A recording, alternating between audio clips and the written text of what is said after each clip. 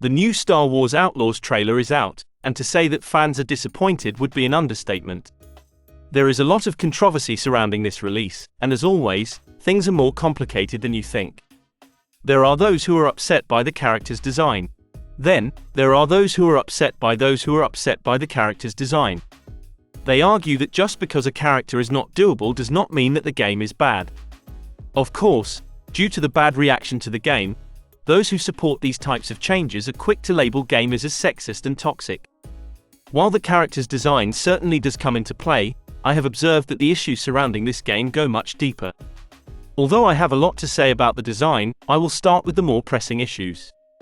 Firstly, I will be at least a tiny bit charitable and commend them for trying something different. Many are upset that this is a Star Wars game without lightsabers. While lightsabers do make everything better, I understand this creative decision. Not everyone is a Jedi. Characters like Solo obviously come to mind. They have already told the stories of the Jedi, and now they want to tell the other side. Doing this is certainly fine.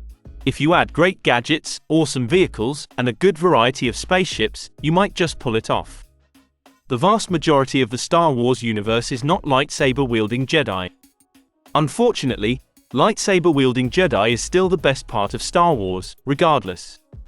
Thus, telling a Star Wars story through playable characters who don't have those abilities will always be tough to pull off. Of course, there is a much deeper problem as well. Star Wars Outlaws was created by the publisher and developer, who said that gamers need to get used to not owning their games.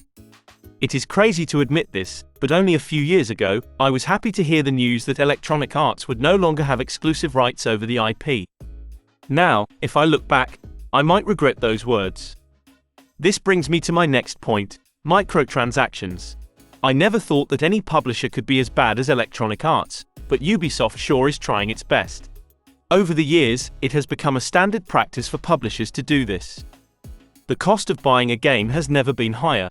However, certain companies always take it a step further. They will hide behind the high cost of development as an excuse to do these types of things. While there is enough evidence to prove that simply creating a great game that sells for $70 is enough, companies no longer care. Making millions is not the goal. You need to make billions. Anything less is considered a failure.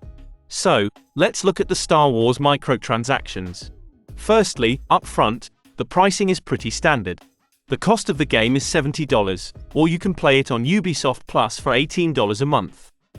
Then there is another edition that allows you to play 3 days early and gives you access to the Season Pass for $109. If you really feel like spending money, you can also pay for the $130 version that includes a cosmetic art book and a few other garbage nonsense that is not worth mentioning. The base game is essentially stripped of all content, and you pay $70 for it. Now let's talk about character design. In all honesty, I do not have much to say about this. People did point out that Ubisoft went out of its way to change the design of the actress who plays the lead. Based on the theme that they are going for, I do not think it is that bad. Unfortunately, due to studios now going out of their way to change character designs, this was always going to be an issue. The moment the design of the character was announced, people immediately pointed out that there was an attempt to make her look worse than needed. Obviously, with that, people pushed back and said that the character does not have to be attractive.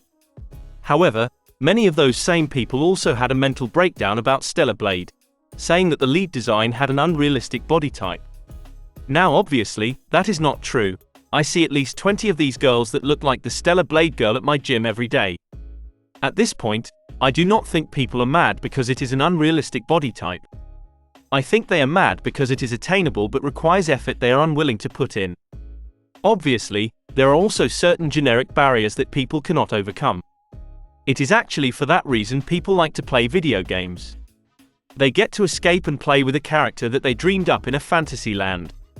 People do not want to look in a mirror when they are playing. They want to escape reality. However, as stated, there are many things wrong with this game. The design of this character is very low on my list.